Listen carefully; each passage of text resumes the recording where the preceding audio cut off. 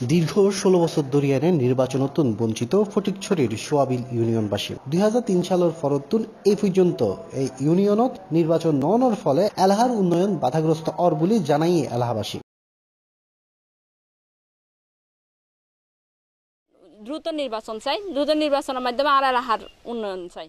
বর্তমানে এখন মেম্বারও নাই, কিছু নাই, আজ ১৬ বছর চলত এইভাবে চলেছে, আরো উন্নয়ন বলি আমরা চাই, এখন নির্বাচন চাই। এলাহাবাসীর মন্তব্য, ফটিকছড়ি উপজেলার অন্য ইউনিয়নত যে উন্নয়ন ইয়ে তার তুনো বহুত বেশি পিছে আছে সোয়াবিল ইউনিয়নের বাসিন্দা। খুব প্রত্যন্ত এরিয়া একটু জংলা সাইড আগরতুন অনেক আগরতুন ইয়েন খুব ইন্টেরিয়ার হিসেবে আছে।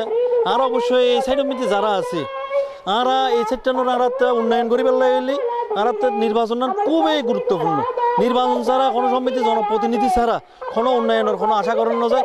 বর্তমান ইউনিয়নের জনগণের প্রাণর দাবি হল নির্বাচন। আমি দিনই যদি জনগণে আর ম্যান্ডেট দেয় সোয়াবিল ইউনিয়নবাসীর সেবা করিবার লাই যে সমস্ত সমস্যা আছে, বিদ্যুৎ হইতে রাস্তাঘাট হইতে উন্নত আর এক ওয়ার্ডের সাথে হাজির কিলোর ওয়ার্ডের সাথে সুগনচরির জনগণের যোগাযোগ নাই, ১২ মাসিয়ার জনগণের যোগাযোগ নাই।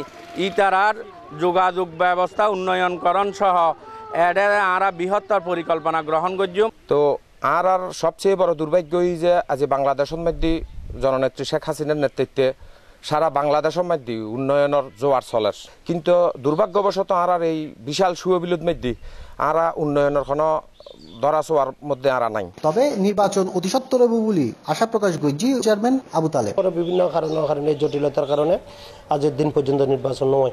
আরও চাচ্ছি এই এলাকার দ্রুত নির্বাচনের মাধ্যমে জনগণের প্রতিনিধি নির্বাচিত হয়ে এই সোয়াবিল সুষ্ঠু সুন্দরভাবে পরিচালিত হোক।